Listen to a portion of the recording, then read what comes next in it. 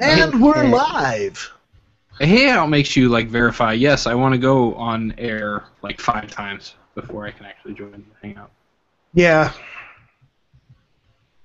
I just hate the fact that now I have to figure out my wired connection and what component just blew up. Is it dead at the router or at the modem? I guess it must be that at the router because if it's still internet, you still have the modem. It's dead. I've got one connection that feeds over to a switch over here. So. Oh, I would always bet on a dead switch. Switches die all the time. All the blinkies look good on my switch over here. So who knows? Who knows? Okay, so are we? Where are we at? Pick it up? I think we pick it up with the Code Google encryption. Yeah, Code Google. Code Google.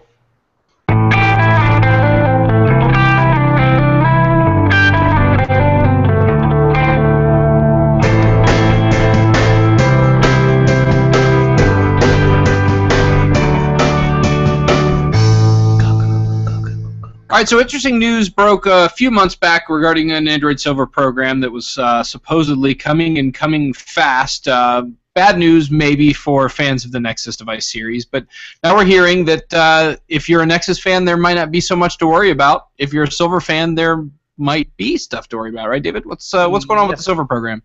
Yes, Matt, if you're a fan of things that were not quite extant yet, yes. Silver program looks like maybe not so much going to be a thing anymore.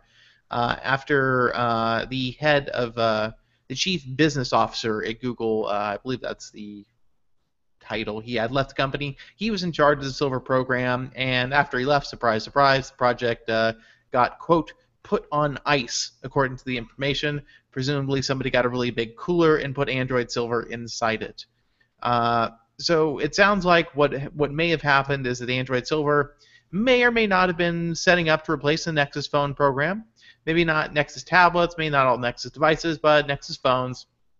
And based on the information I've seen, that looked like pretty plausible thing that Google was considering. It would start in the U.S. and would start with U.S. carriers. But now that Android Silver's main architect is gone, it sounds like, no. There's going to be another Nexus phone, and that whole Android Silver thing may just end up being totally dismantled. There wasn't a whole lot of love for the program internally, apparently. There's a lot of confusion at Google, allegedly, what would happen to the Nexus program if Android Silver came to be at all. And so after Mr. Aurora left, Google basically put the kibosh on the whole thing. So it sounds like Android Silver probably won't come to be. If a project gets basically halted at Google internally before it's actually announced, it's probably a good bet it's not actually going to happen anymore. Right. Yeah, the thing about Android Silver was I think it was going to be a tough sell for carriers in the first place, and if you don't have somebody who's passionate about it in the lead of that push, doesn't stand a whole lot of chance. I mean, even if somebody were to pick up that torch, they'd have to really be 100% bought in to make it work, I think. Yeah, there's no way that Verizon would ever let Google completely manage the software of a phone on its network. Right. Yeah. Right. Pretty hard to believe. The closest they ever got was the Verizon Galaxy Nexus, and that was that was a disaster. Yeah, I think the thing was that Google was willing to put up marketing dollars, and that was their leverage point. And they were willing to pay for support, which carriers always bitch about all the time. So those were two pain points that Google was going to try to ease. But obviously, somebody decided that, these Silver devices sounded like they were basically going to be Google Play Edition devices, but with more support from Google and presence in carrier stores. That's really what it sounded like with the advertising money behind them. Yeah, and now Google Play devices. Yeah, GP devices. Those didn't go over so well. Maybe we shouldn't do that. Yeah. Did we just lose them again? No, you lost. My computer here lost its feed, so I just ducked out. Oh, okay. It's better that Bob's computer keeps its feed than mine. So if me ducking out makes his more stable, then so be it. Damn it. Okay. Aw, that's nice, Matt. I just saw something disappear, and I was like, uh-oh. Yeah, uh-oh was my response when it started to say, you're having network issues. And then I was like, you know what, just kill it. Kill it with fire. Okay. All right. Yeah, you don't get a good Wi-Fi signal through that big cement wall there. Yeah. All right, so next on the list is Google L's release, which we got some interesting news from the Washington Post about this week regarding the encryption. Of course, we knew that Google was making a dedicated push towards security on their devices, and now it looks like that might be just taking another step towards realization, right, Liam? Yep, we've been hearing for a while that Google is going to put more security features into the L release of Android, so we already knew about things like Android for Work, stuff like that, but apparently L is going to have disk encryption by default, which will keep those who would like to intrude on your data from doing so. So good news. Cool. So for the security-minded out there, not quite black phone levels of data paranoia, but. Well. All right, so let's talk a little bit about another announcement that they made at Google I/O, and that was the Android One line. It looks like that is officially a thing that you can start buying devices from, right, Ryan? Yes, if by you are referring to people in India, they can buy these devices now. So Android One is basically Google's push to get stock Android onto low-end devices that are sold to emerging markets. So they're starting with India, and they're going to move to countries like Indonesia and other places in Southeast Asia. These are all devices running on the same hardware spec. They're MediaTek processors. They have a gig of RAM. I think they're all 8 gigs of storage, and they're 854 by 480 screens, I believe. I mean, it's not the kind of phone that you would, be head over heels in love with, but they're all about $100 US, the equivalent. So they're very cheap, and they all have dual SIM support, which you kind of need in these markets. So Google, I think, is doing this because they're acutely aware that these markets are places where you see a lot of Android phones that don't have Google services built in, because it's it adds to the cost if you're going to do the Google compatibility test suite and get all the Google apps. So some OEMs just tweak Android, they put in alternative services, and they sell them cheap. Google wants to avoid a situation where something like that becomes a competitor in these sorts of markets. So Android One is a way for them to say, look, we'll take on a lot of the responsibility here. We'll tell you this is the hardware spec. We'll do the updates. It'll be stock Android. There won't be a bunch of junk going on, any heavy skins, and everyone will get a phone that they can use. Until the Android update comes and then Google breaks it. Well, let's hope they're a little bit more careful with these phones than they are with Nexus updates. Well, I feel like the last two major releases where they've been introducing new platforms, they've been kind of pushing towards making it more accessible to lower end market devices. So if that trend continues, we might be all right, even if you have that $100 device you got from the Android One program. So yeah, KitKat added a lot of things to make Android better on cheap phones, and I mean I can only assume Google will continue to emphasize that going forward. Right. And one little detail that was kind of tucked into that Android One launch announcement was some information about YouTube downloads, which we've been seeing that in APK teardowns and other rumor mill items floating around for quite some time, that soon YouTube downloads were coming, and now we might have a little bit of an insight as to when and where, right?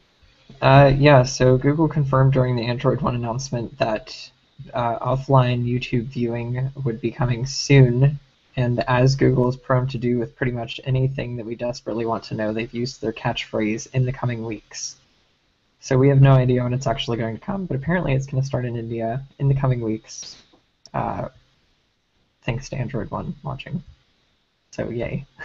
Not exactly more detailed than information that we've had before, but at least we know for sure that they're planning it. Right. All right, so one other thing that was announced at Google I/O this year, of course, was Android TV. But what we didn't quite hear about was a little project called Nexus TV, which we're hearing a little bit of news about now that might indicate that that was a project that is no more. So, David, what's the story behind Nexus TV? Well, I thought the story is pretty interesting, but some people are like, oh man, who cares? It's not a thing. So, anyways, if you followed Google I/O pretty closely, and not even that closely, like if you paid a little bit of attention to Google I/O, you probably were envious of this little box that some people got called ADT1 when Google announced Google or Android TV. They gave a handful of developers at the session this little box that was an Android TV set-top box, and it's called ADT1. And it doesn't have any markings on it, like all the kind of reference hardware Google hands out when they do that on rare occasions. And then they mailed a bunch of them to a bunch of other I/O attendees who requested them. And so this is the first Android TV device. And so a lot of people are like, oh my god, I want it, and they're selling them on eBay and stuff. So according to the information, they have information that says that actually ADT1 was something called Nexus TV. Like the device was going to be called Nexus TV. It's going to run Android TV. It was going to be called Nexus TV. I'm being really specific about this because people got confused in the post. Android TV and Nexus TV are not different products. They are things that go together. Nexus TV is hardware. Android TV is software. So ADT1 was supposed to be Nexus TV. The Android at Home team was working on ADT1, the device, Nexus TV. And so they worked on it. And in the months leading up to I/O, somebody basically said, eventually came to the decision, we're not going to release Nexus TV. And so all the units that they had planned, they had to scrap, and so they built a bunch of unlabeled units, and they gave them out as developer reference hardware. Why they did it, nobody really knows. ADT1 is apparently still very buggy. Maybe they just did it because Android TV wasn't ready for prime time, and if they wanted to do Nexus TV had to be released at a certain time frame. Who really knows what the answer is? But apparently, the Android at Home hardware team has not fared so well in the midst of this news. So what happened was all the people who worked on Nexus TV are now on the Chromecast team on the hardware side, which is very interesting because that's Google's only successful TV product and one that people pretty much love. And then the head of Android at Home, whose name I'm totally forgetting, quit Google. And another guy who is involved in Nexus hardware quit Google. I don't know why the information felt the need to state that, but they did. But yeah, the guy who headed up, his name was, something Britt. I don't remember. Anyways, Mr. Britt left Google. He was charged with developing Android at Home, the hardware and software platform, about, I think, 2-3 years ago. And Android at Home never released a single product. They handed out the Nexus Q at I/O in 2012, and then Google decided after reception of that product was so awful to not build it and sell it. And they gave everybody who pre-ordered one a free Nexus Q and basically never spoke of it again. So it sounds like Android at Home may be dead. You know, it's funny because I think we got our hopes up a little bit when the Nest acquisition happened that maybe that was back on the table and it was a refocused project, but apparently that's not seeming to be the case. I think Android at Home, that whole direction has been shit-canned, and what they're going to do instead is they're going to say, all right, we're not going to have a Google-powered smart home or smart entertainment products apart from Chromecast, which has worked. We're just going to make our stuff work with products that are smart home products, like Nest and Dropcam. That seems to be more the strategy they're leaning toward now. Right. One thing that I think kind of still remains to be seen is, you know, obviously we've had the Android TV announcement. We don't really know a lot about what the individual manufacturers are going to be able to do with Android TV, so it's potentially possible that it might be similar to Android Wear, where it doesn't really make any sense for Google to manufacture their own kind of reference device. Yeah, I don't know if they spoke to that or not. I don't remember. I kind of thought they did. I got the impression that Android TV, I mean, they obviously worked very hard to create this experience and like this ability for people to build apps for Android TV using this very specific user experience. So I think that the manufacturers are pretty much going to be stuck with that interface. So yeah, what you're saying is you don't want the second edition of the magical Asus TV Cube? Yeah, no. So I think my takeaway from this individual project is that, you know, if you're going to release a software that is not customizable and you're going to give it to multiple manufacturers and you're going to give it timely updates, what's the point of having a Nexus project at all? Right. So having a device that is a reference for developers or giving away what would have been the device you were manufacturing makes a little bit of sense. Right. Just so people have something to test on without buying a new TV or something. But yeah. I agree. Agreed. All right, so let's move on to Nexus 9, and this time we're talking about keyboard cases. We've talked about them before, but now we're seeing a little bit more evidence that this is something that should be coming to pass sooner than later, right, Liam? Yes. So we posted about the keyboard case before with the technical drawings and all that, and now we have photos to go along with it that match technical drawings, roughly match the dimensions. But anyway, these photos were found when the accessory was passing through NCC, which is National Communications Commission in China, which inspects communication devices, wireless devices like Bluetooth keyboards and such, which this is. So yeah, I mean, we have photos to prove that it exists. I do want to mention that the photos are taken at an angle, so it doesn't look like the correct aspect ratio, but the measurements are still the same. So I'm still pretty confident that we're getting a 4x3 device, for those wondering, because that seems to be the big contention about the Nexus 9, but there's that. Yeah, I guess when you... That's a contention of crybabies. Let's just call it what they are. I'm personally looking forward to Speaking a of 4x3 crybaby, tablet. I was going to say, it's interesting.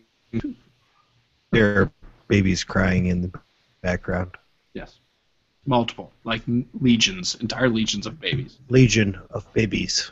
All right, so one of the things we saw roll out recently, as far as the Play Store is concerned, was a updated version, which saw a little bit of more of a material feel. But now it's looking like we have some images and ideas about what the 5.0 release is going to look like, and it's living in a material world, right, Liam? Yes. So the Play Store honestly didn't have that far to go before it became more in line with Google's material design guidelines. But what we saw in the 5.0 update, which is still likely a work in progress, more colors, even more focus on imagery and giant blocks of color. Pretty much all the storefronts have been redone with a new tab interface, a really tall header. Yeah, I mean, I think it looks nice. Some people don't, but we'll see when it finally gets released how people like it in use. Right. All right, and finally we had an update to Google Play Services up to version 6.1, which rolled out some new features. Liam, what's going on there? Yeah, so the new Google Play Services release, it's a lot of small changes, some UI changes, like the Google, if you start a message in Gmail, for instance, and attach something from Drive, that's got a new file picker that looks very material. Hello?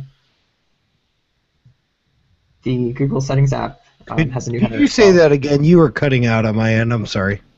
Oh, sure. Okay, so Google Play Services 6.1 release. It has a lot of small changes, a lot of little interface tweaks. Like Google Play Games has some new dialogues and some new screens for achievements. The Google Drive file picker, if you're attaching a file directly from Drive, has a new material look. Otherwise, it's got a refreshed Google Fit preview, some improvements to e-commerce tools, and just a whole bunch of other little tweaks. And we do have a teardown coming up, so watch out for that. All right, looking forward to that. All right, let's move on to the hot sheet. Ow! That sheet is hot!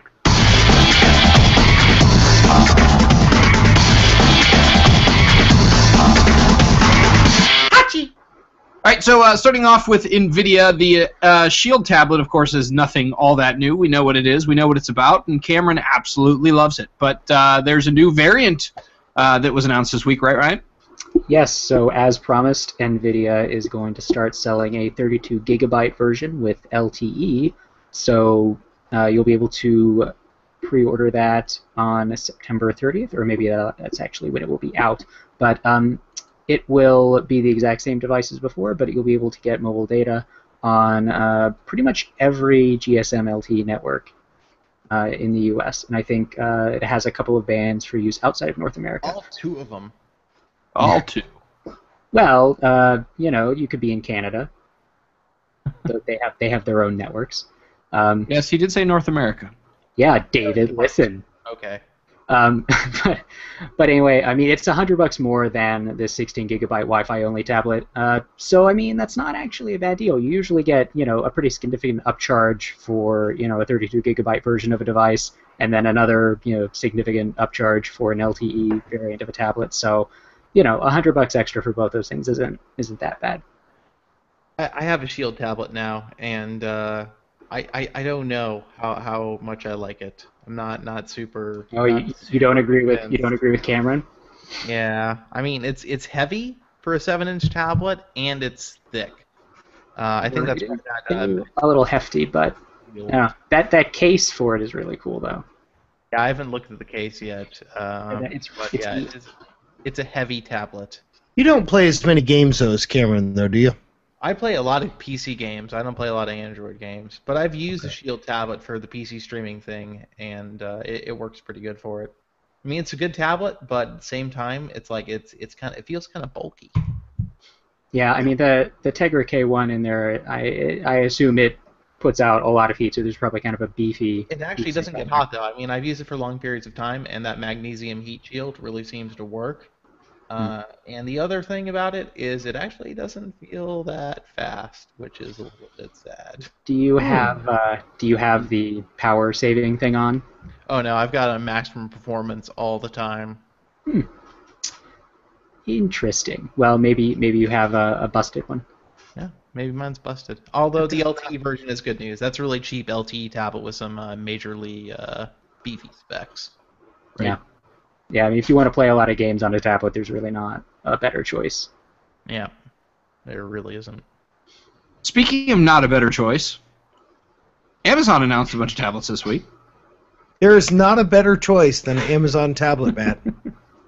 That's a great segue. It is. Of their Fire tablet lineup, starting with the Fire HD Kids Edition. There's a Fire HD 6, a Fire HD 7, and a Fire HD X 8.9, which are now available for purchase, along with a brand new, fresh and shiny version of Fire OS 4 Sangria. Ryan, what do you have to say about it? If you have ever seen a Kindle tablet before, these are pretty much the same thing. There's a processor spec bump. They have different colors now. I think, interestingly, I think that kids version might be the most interesting one because you get a 2-year, no questions asked warranty. So, like, if you give this thing to a kid and they completely destroy it, you're still covered, which is pretty cool for parents. I mean, I feel like Kindle tablets are more popular with parents because they have a lot of parental control stuff built in. So that already is a good market for Amazon, and now they're releasing that product that sort of plays to that. But of course, these are running Kindle's modified version of Android that has been tweaked a little bit this time. It is a little bit cleaner, not maybe quite as many gradients or unnecessary like borders everywhere, but you still will have to put up with Amazon's sort of mediocre app selection. Yes. I would agree. The $149. I mean, this is a direct Nabi competitor. It comes with the free case, the kids edition one. Comes with the free case, the 2-year worry-free, no questions asked guarantee. I mean, this is a big deal for kids' tablets. Yeah, I mean, people buy their 4-year-olds iPads, and it's like they're gonna break that. You realize, but people do it anyway. I mean, or you could just buy one of these, and when they inevitably break it, you're not out. You just get a new one. And actually, I don't know how many people realize this, but the actual Kindle device replacement program is actually really good, even for the regular Kindle devices and the Kindle Fire devices, where even if you're outside of that 2-year period and something happens, they'll usually give you extremely good deals on refurb devices, and it doesn't even have to be the same the same year model with an upgrade for $40. It's actually, they actually have a really good. That's one thing that they've kind of knocked out of the park is their kind of warranty and replacement program. Well, Amazon wants you to have ways to give them money, so it's probably in their interest to do this. Right. That is true statement. You're correct. True statement. All right, so let's talk a little bit about the new Moto X. So we've heard lots of information about where it's going to be available, and one of the things that we didn't hear for a long time was anything about Sprint. Now we have a little bit more concrete information that Sprint is not necessarily on the invite list, right, Ryan? Yes, so if you were waiting for a Moto X announcement on Sprint, apparently that ain't happening. Somebody tweeted at the Motorola Twitter account to ask when the Sprint version was going to be available, and Motorola replied, "It's not going to be on the Sprint network, sorry." And so several people got very angry about that and started tweeting, and the Sprint Twitter account said, "Hey, sorry, we have plenty of other things," and people were like, "No, I don't want other things. I wanted this one thing." And then the Verizon Twitter account, hilariously, jumped in and said, "Hey, you can come over here and get the best network, et cetera, and the phone you want," just like mercilessly trolling Sprint, which, I mean, is kind of awesome, even though Verizon does a lot of things I don't like. That Twitter account, really, they knocked it out of the park today. But so it's very odd because, as far as we're aware, there is a version of the new Moto X that was passed through the FCC that supports Sprint bands. It was the XT1092, and I mean that device had all of Sprint's bands. It had the CDMA support. It had all of their LTE bands, but it also had all of T-Mobile's bands. So I know maybe this was sort of a device planned for when that merger was going to happen, and then as we all know, that that fell apart. That's a good point. And so now maybe Sprint is like, we don't want to sell this device that somebody could just take and use on T-Mobile super easily. Or there might have been some sort of increased cost to have all of this hardware. I mean, it supports 8 LTE bands, and it has both of Sprint CDMA bands and a bunch of GSM, and it just seems like it would have been a very robust device band support wise, and now it seems like it's just not going to exist, or it's maybe a precious few of these devices are floating around someplace, but they're not going to be sold on Sprint. And my understanding is that I think that Sprint's CDMA side of the network, you would need to have a device provisioned properly to have it work, and I assume they won't be allowing any Moto X's. Yeah, that's true. You do need to get provisioned. So it's a very bizarre situation. Oh, and I should add that the Sprint Twitter accounts seem to blame this on Motorola, but I don't know that those people would have any way to know that for sure. No, if I was the kind of person who ran a Twitter account for Sprint, I would blame Motorola too. Yeah, pretty much. If I was creating a vast and extensive conspiracy theory, I would say that they planned on it, and then Sprint was like, "Oh, BT Dubs Motorola, we're giving iPhone a $10 a month discount when it comes out in September, and we're not going to give that to your phone." So, I mean, if I were Motorola, I'd be like, "Well, no, I don't want to sell my phone to your network because I'm not going to sell any phones." Yeah, I mean, Sprint is just not in a position to be messing with any OEM. Like, they need all of the attractive devices they can get, and people, are excited about this device. It seems very short-sighted to me that they'd be like, "Well, there was some small issue, so we're just gonna not have it." Yeah. Especially when T-Mobile's over there, like, "Hey, we'll buy out your contract. Do you want us to give you some money?" So yeah, sad for Sprint customers. What's not so sad is that the Moto X is available for pre-order if you are an AT&T customer. So if you happen to be one of those folks, you can pre-order it now. It's also available in unlocked version on Motorola's website. It's $499 for the standard model, but you can add $25 for the leather or wooden backs.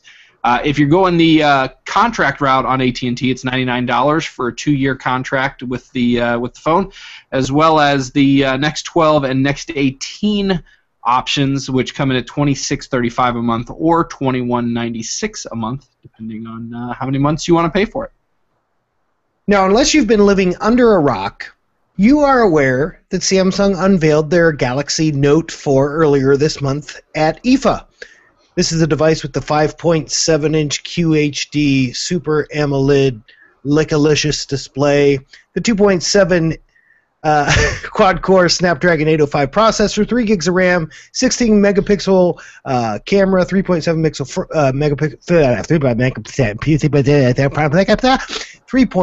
megapixel front camera, 32 gigs of storage, micro SD card slot, and Android 4.4.4. But what you were also aware of, what you also were not aware of, was a release date. Well, now we have one.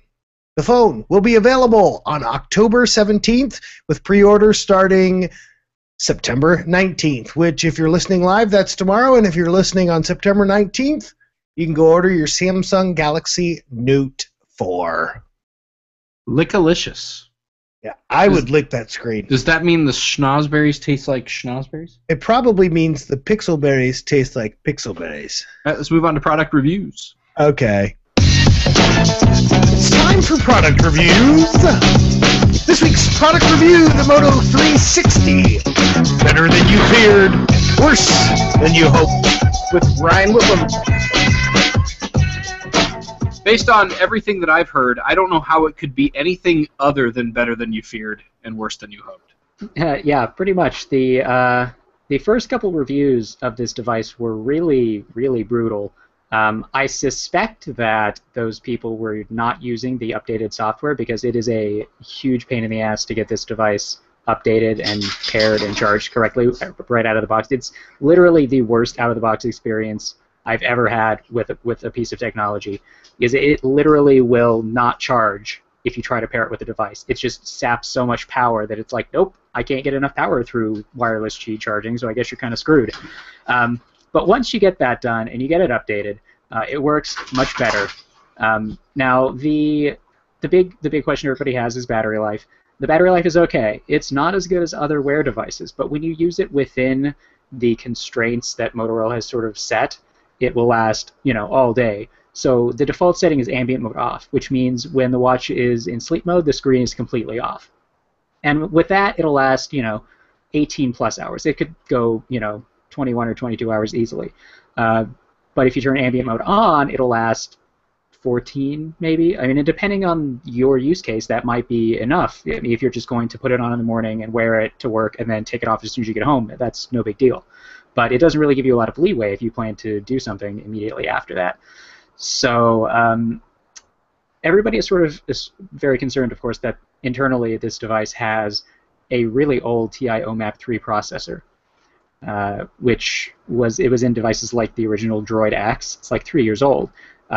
So it's obviously not as capable as the Snapdragon 400-based smartwatches like the G Watch.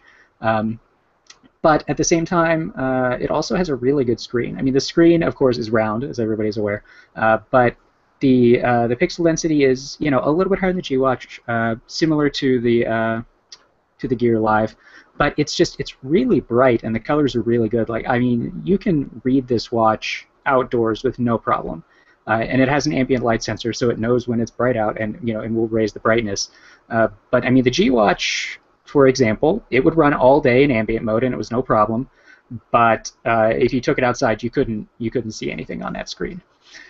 So I mean, overall, the Moto 360 is probably the best Android Wear smartwatch you can get right now, because it's really, really pretty. I mean, people like spot this thing and they're like, oh, that is crazy, because people aren't used to seeing a round LCD.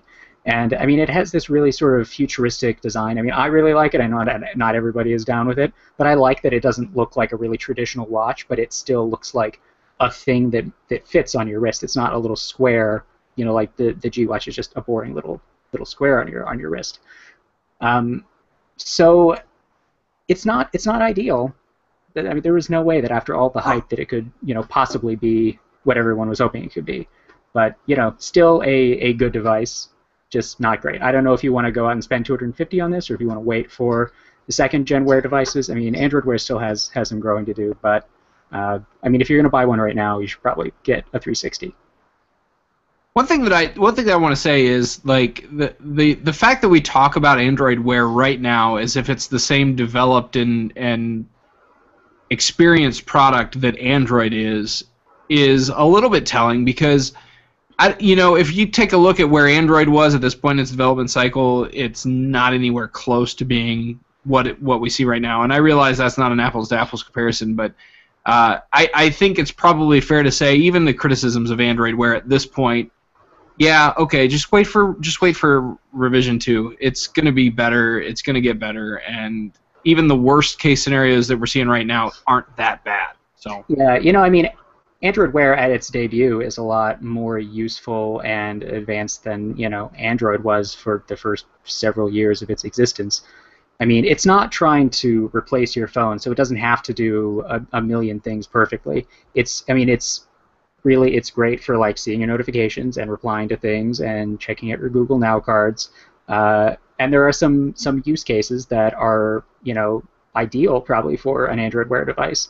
But at the same time, I don't know that I would tell a regular person, you need to go out and get this Android Wear device so you can see email on your wrist. I think for a lot of people, a smartwatch doesn't make a ton of sense yet. Maybe it never will. I don't know. Right. Yeah, I think it makes sense for two groups of people. It makes sense for the uber technical, bleeding edge type folks. It makes sense for the folks who wear watches and just want a little bit more out of their watch. I happen to fall into both of those categories, so I really want something like this. But I can understand a lot of you out there just not really thinking it's a thing for you. All I have to say to you, Ryan, is get that dog some booties. Oh, yeah, there's a dog walking around. It was funny. I heard it. He was speaking too while you were talking there. It was cute. Yeah, they do what they do. So did you, speaking of walking around, did you load your Ministry of Silly Walks watch face on your Moto 3? I have not. I can't bring myself to use most custom watch faces right now because the API isn't done yet. So if you have any cards, they cover up like the entire watch face, and it makes me sad. So I mostly just use the stock ones or watch faces that are designed specifically to avoid that issue. But I'm sure that it is a very amusing looking watch face, and I will definitely use it if they can make it not broken. Yeah, well, and the other thing I will say is I think that particular watch face probably emphasizes the missing tiny little panel at the bottom of the Moto 360. Yeah, you have to definitely design around that. If you look at a lot of Motorola's watch faces, they have things sort of set in a little bit from the edge so that you're not missing like a giant chunk of the number, when you look at the watch face. So right, rather than there being a number and then a line, it's a line and then a number, basically. Yeah, pretty much, yeah. All right, let's move on to app updates. Oh, wait, no. Wait, no? What? I've got a surprise device review because I actually just finished writing the review, so I figured why not. Let's do it. I'm going to do it real quick here. This is a phone you will probably never hold. Not to brag about it. It's not really much to brag about. It's called the Meizu MX4, and maybe you've heard of Meizu, maybe you haven't. To just give you a brief kind of overview of what this phone's about, it comes in gray, gold, and white, and doesn't have an app drawer. So that sounds like a Chinese phone. It is very Chinese. And is that the Meizu? Is that the MIUI guys? They're Flime. Flime. I think is actually based on MIUI, or used to be at some point. But this phone is their newest phone. It's called the MX4. It has a octa-core MediaTek processor with those new A17 ARM cores in there. So it's supposed to be pretty fast. It actually benchmarks crazy high, even though the phone itself is actually slower than a Galaxy S5, I find. The versions for Hong Kong and the rest of the world, which you'll be able to buy on Meizu's website, do have Google Play. I had to download it and install it as like an app package because apparently they haven't quite finished the certification yet. The phone itself gets 3G service here in America. I think it's a reasonably good-looking device. Also, the bezel is crazy slim, like crazy, crazy slim. There's so much screen on the front of this phone. It's a 5.36-inch display with a 1920 by 1156 resolution. What a weird size. Know what they're doing there? Is that 16 by 10, maybe? It's 5 by 3, I think. Okay, that makes no sense. Yeah, is that what the Nexus 4 was? I don't know. It's something weird. And also, this little button on the bottom isn't. It's a capacitive button, but it lights up white when the phone is on, and it looks really cool, I think. Is it a home button? It is a home button. Of course also, it is. I swear to God, it has iOS 6 multitasking. Wait for it. Look at that. little recent apps, little task switcher area. It doesn't show you what actually are. That's just gross. And we're on iOS 8, and yet this Android 4.4 phone is using an iOS 6 multitasking interface. And hold on, it gets better. Let's go ahead and pull down. Wait, no, excuse me, pull up, and the universal search thing comes up. Granted, on iOS you pull down for it. On this you push up, but whatever. It's still kind of gross. I can't understand. I mean, I guess in Chinese market they have very different expectations. They've sort of gotten used to Android phones aping iOS, but I just can't imagine anybody wanting to use that where we're used to Android being Android. Yeah, it's pretty weird. It also has a 20.7 megapixel camera, one of the latest Sony sensors, a 3100 milliamp hour battery, which is pretty nice. It supports LTE in China, which if you're going to buy this phone, you probably live in China and you're not listening to this podcast, but hey, it's good for that. Xiaomi's latest phone won't have LTE till it comes out in December, which is a big consideration. And the 16 gigabyte model, which I'm actually holding 32 gigabyte here, but 16 gigabyte model will retail in China for, wait for it, $290. And that's a 1080p display, octa-core processor, 2 gigs of RAM, and this display is a really good screen. I really like it. It's bright, it's vivid, the colors are very accurate. I've got it on pretty dim here for the camera. But I was going to mention that I thought it looked pretty good. It does. It's a really good screen. And I think it's actually a reasonably good-looking phone. It's not immensely good-looking, but I think it's not bad. It doesn't scream iPhone ape like their old phones used to. But this is pretty nice.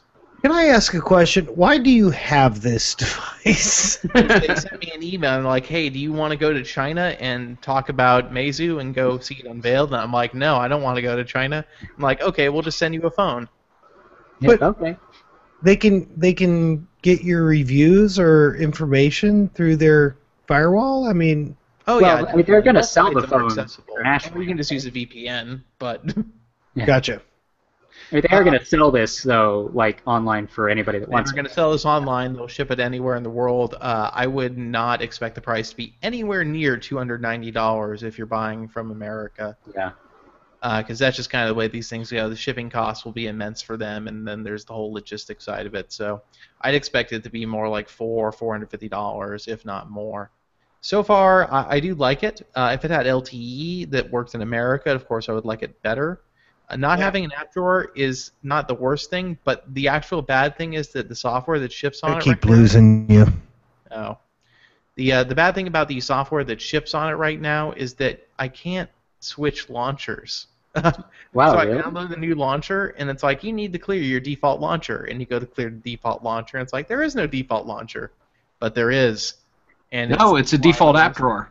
Wow, that's really weird. I've never seen a device that. So I'm not sure if that's intentional or if it's a bug, because with Chinese phones you never really know. So is there a standard like app settings menu in it? Like you can go into like the full app list and see everything that's installed and the clear defaults. Yeah, you can go to the Flime launcher and there's no. It says clear defaults, but the button's grayed out. That is super weird. Yeah. That's insta not buy. Yeah, definitely. Otherwise, it's a pretty interesting phone. I think it's it actually, you know what's weird about it? It's one of those weird phones where the back comes off, but you can't take the battery out. Even though you can see the battery right there. It's like you could totally take the battery out if you want it, but they say don't take the battery out. Do they have like replacement? They don't want to pay for the contacts to do the power transfer, so they just embed it in there. Do they just have like different colored backs or what? I don't think so. It don't, like I said, it only comes with $3. And also, Meizu is so devoted to the iPhone philosophy. There's no SD card, and there's only one SIM slot. Ooh. One SIM slot is very strange for China, by the way. Why the heck does the back come off? So you can put in your SIM card. That's it. So they couldn't just give you a slot. I think it's also so it's easy for if the battery does need to be replaced, the text can replace it more easily. And it doubles as a wallet. You can hide some notes in there. As somebody who works in a tech support department, it's really weird for me to see a product that's designed to make it easier on the text.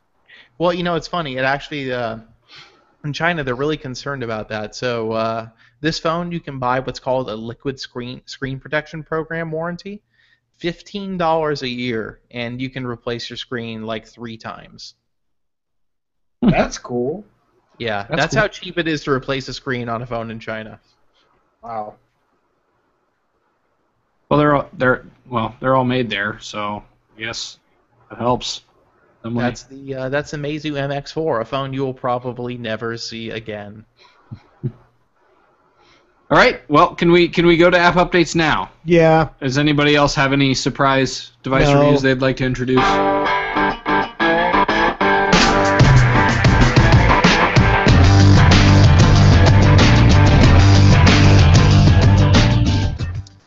All right, so the only news that we have on app updates this week is that there's a new simulator available on Android. A simulator that many of you have heard about. I, for one, have never played it. But Goat Simulator, it's here. So I have to bleep that in post. Yeah, probably.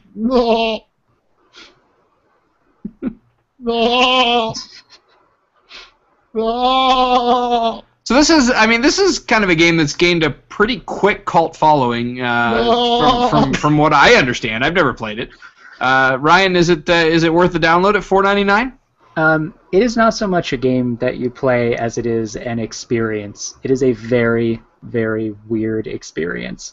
It's basically just a sandbox game where you are a goat and you run around this town causing all sorts of bizarre mayhem. And the development team is very clear that like the physics engine is ridiculous on purpose. You can do things like the goat's head just like flaps around all weirdly, and you can just sort of randomly run into something and get shot halfway across the game. The goat has a sticky tongue that you can use to carry things around the level for reasons, I guess. There are all sorts of different skins for the goat that you get by completing challenges. So you can get Spider Goat, which is essentially Spider-Man, but it's a goat. There is Fancy Goat, I think, or Classy Goat. That's actually a penguin. And there's Tall Goat, which is a giraffe. It's just, everything about this is just incredibly bizarre. I don't know if it's really going to hold your attention like $5 worth, but, I mean, if you've got $5 to blow, you could probably spend it on worse things, just because it's so bizarre. This is the kind of game that I just really wish would be on Amazon App Store so that I could use tokens or coins or whatever they call them on it, because I have like 1,000 of those. What am I going to do with them? I could use them on goats. Yeah, no, it's super weird. But I mean, whatever. If you buy it, there are no in-app purchases or anything. It's just lots of weird stuff that you can play around with. I mean, things explode, and you can like jump off of very tall things. You can headbutt people. Like there are people walking around, you can just headbutt them if you want, or you can I looted him. You can derail a train. You are no sound come through. You can derail a train with a goat.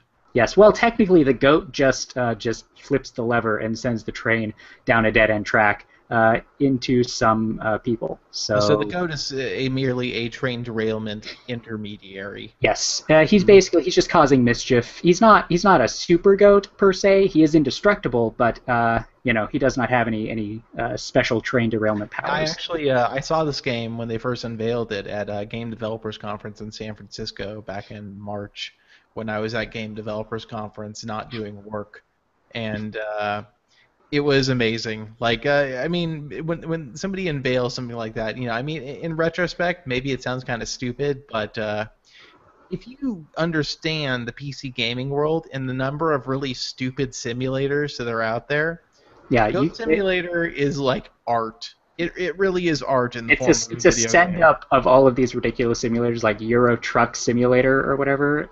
We just got a tip the other week about an Android game for truck repair simulator. Man, yeah.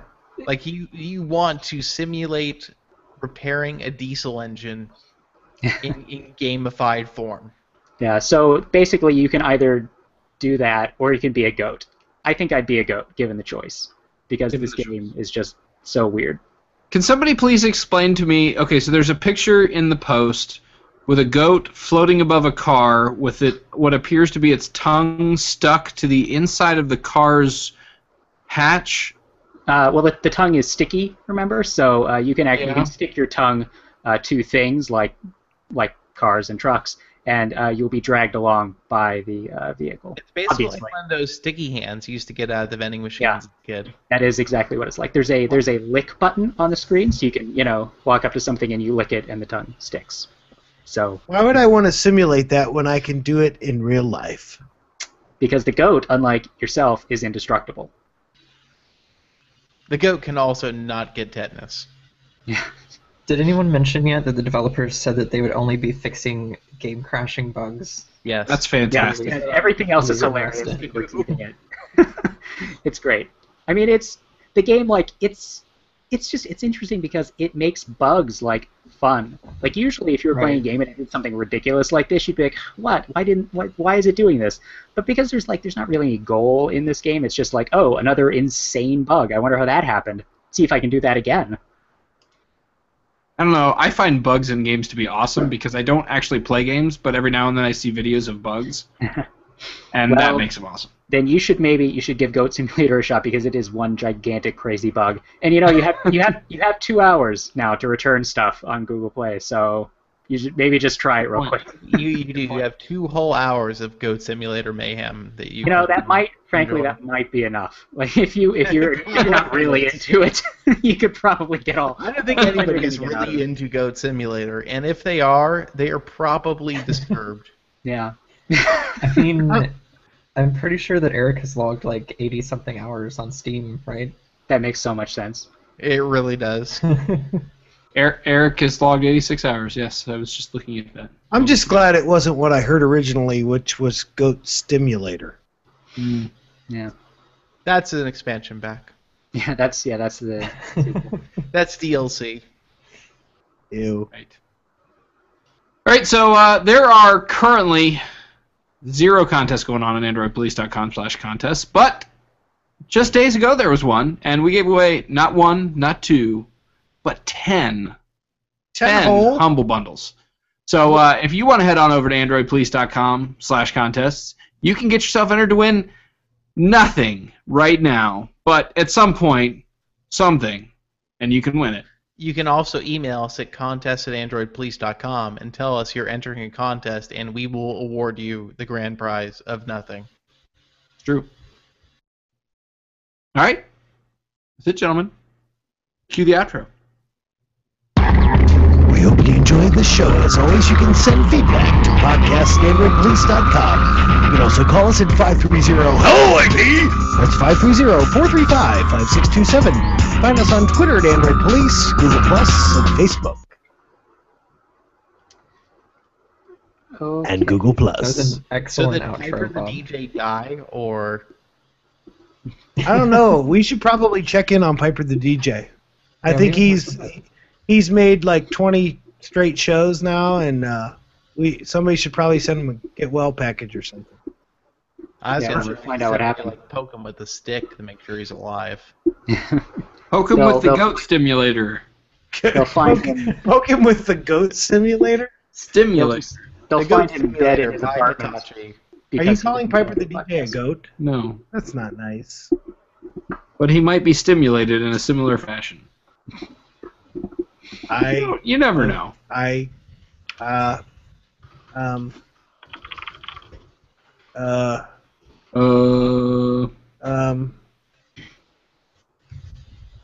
Okay. So Yeah, are everybody we? should call us. You guys really did drop the ball. You should all feel really bad. Yeah. So with our technical difficulties this week, I just decided we made an executive decision not to do the hop in the hangout thing. We want to change the format a little bit. Throughout the show, I'd like you guys, I was going to say this up front, but throughout the show in the future, we'd like you to send suggestions for topics that you would be prepared to talk about for a minute or two. And if we like the idea, we'll send you a private link to hop in the hangout. Yeah, How's I that wonder if it'd sound? be better if they send them to podcast@androidpolice.com and we can just Yeah, watch. but they can maybe do Yeah, either. yeah, Like, let's send do them that. Send them ahead of time, or like if you have something specific And in the chat room, you can be ping us. reasonably detailed, because the best questions are usually like, if you have a specific question and we can knock it out in like 2 minutes. I mean, if it's a question you actually want to answer, that's better than something very general that could kind of bunny trail into a 10-minute conversation about nothing. And for our Halloween show, We have enough 10-minute conversations about nothing, damn it. we'll have a Halloween show the day before Halloween. And if I'm just going to throw the link in the IRC chat. If you guys join and you don't have a costume on, I'm booting your ass immediately. And that's the 5th Thursday of the month, so that's the wild card show. The wild card show. You could talk about anything. So wait, this is the episode when Matt's gonna wear a Sailor Moon outfit, right? Oh, dear God. As long as you That send still it. hasn't happened. Still hasn't happened. I think the statement Wait, you made are you- before, Matt, is if you had the if somebody sent you the costume, you'd wear it, right? I'm pretty Is sure that I'm for gonna real? buy a Because I hazmat will- suit for all I will find one and send it to you. I don't know that I've ever actually said that, Bob. I thought you just said you didn't want to spend money on the costume, but you were really, really looking forward to wearing it. No, I'm pretty think sure that- you probably said that on something I think that's that's recorded, so I think we can find proof. Okay, I go think you for said it. I want Hey, to if wear anybody it wants more than anything. A really good costume option, DuPont QC127S Ty-Chem fabric protective coverall with hood is only $8.58 on Amazon. Wait, what? It is a giant yellow hazmat suit for $8.58. Nice. It's probably made out of trash bags. I'm totally gonna buy it. It's only because Breaking Bad You're was actually- so last year. You're actually supposed to wear that when you take the back off of your phone from China, David. Actually, the funny story: the phone I got from China is not FCC certified. Nice. Yeah, breaking the law. So you're wearing a non-licensed nuclear accelerator on your back, is what you're saying? Yeah, it seems like it. Although there's a big, actually, hold on, let's see if you can see it on the camera here. Sample Ghostbusters is line. engraved on the back of it physically. So that's how they can import it legally. If they say it's an engineering sample, it doesn't have to be FCC certified. Okay. Nice. Nice. Okay, clever. All right. then. I'm going to end the going- show. Yes, we should all depart now since we were so late. Indeed. Okay. For dinner. Yes. Time for dinner. Yes. Later, Bye. guys. David, make All sure right. to post your dinner on Google Plus so we can copy. Yes. Okay. It's not going to be very pretty. Along with an extended 500-word review of it. Yeah, that's Cross essential. post to Pinterest. 500 words isn't really that long of a review, is it? No, not by our standards. No. It's like 2 news posts back to back. Yeah. Like- I should think more about things like that before I say them. All right. Go All on. right. Good night, guys. All right, peace out. Bye. I'm going to stop the broadcast now. Okay. Yes, you have to tell me because I